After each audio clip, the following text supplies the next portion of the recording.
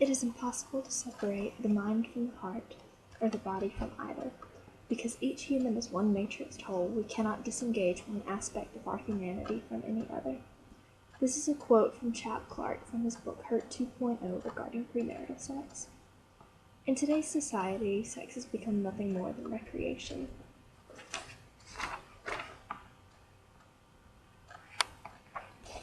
This is a chart from 1992 National Health and Social Life Survey. The percentage of people who consider premarital sex and teen sex to be nothing wrong at all reach above 70% for males and above 50% for females. Since 1992, the numbers have only increased. This can be influenced by the media. The most frequent themes in media today are sexual romantic competition, men valuing women based on their appearance, and sex as a defining act of masculinity. The definition of sex has also changed since biblical times.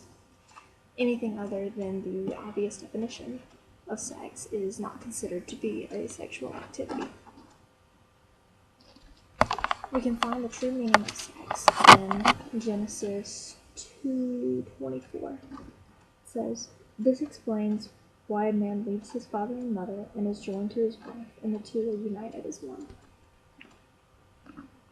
This shows that sex is a covenant between a man and a woman to be fulfilled within the confines of marriage, and marriage only. We can also look at 1 Corinthians 6:18-20, where God gives the command to run from sexual sin. No other sin clearly affects the body as this one does. For sexual immorality is a sin against your own body. Don't you realize that your body is the temple of the Holy Spirit who lives in you and was given to you by God? You do not belong to yourself, for God bought you with a high price, so you must honor God with your body. Each time a person engages in sexual activity, a piece of their heart is given away. Many have seen this demonstration, but I believe that it works really well in explaining this point. Here we have a heart of a woman and a man. Say that the woman goes out one night and sleeps with the guy at the bar that she met, and a piece of her heart is taken from that. And the next time she sees a friend of hers from high school that she had a crush on, she ends up staying the night at his place and gives another bit of her heart away, so that it now has a hole in it. When she finally meets her husband and they are on their wedding night, she gives herself to him, but he has saved himself for her. There is a hole in the heart.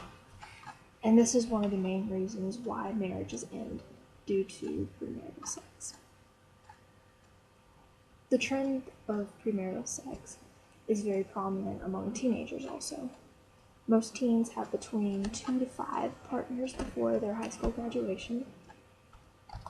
There are also many risks to premarital sex, such as STDs, unwanted pregnancies. 84.1% of 12.2 million families are headed by single mothers. Premarital sex is also one of the main causes of emotional distress. It was created by God to be an extremely emotional activity, and taking it out of the confines of marriage can lead to depression, anxiety, low self-esteem, and eventual hypersexuality. It can also stunt the emotional growth among teenagers. As can be seen, there are many risks to premarital sex, and there are many influences saying otherwise. The solution to this is education to combat the ignorance. Christian events such as the Silver Ring Thing and True Love Waits give out rings such as these, one that I keep in my finger, to show students that there is the choice of abstinence. Not only is it geared toward teenagers, but also toward parents. So as we can see through the risks and the true definition of what sex is supposed to be, the wisest choice for a couple is to remain abstinent. Thank you.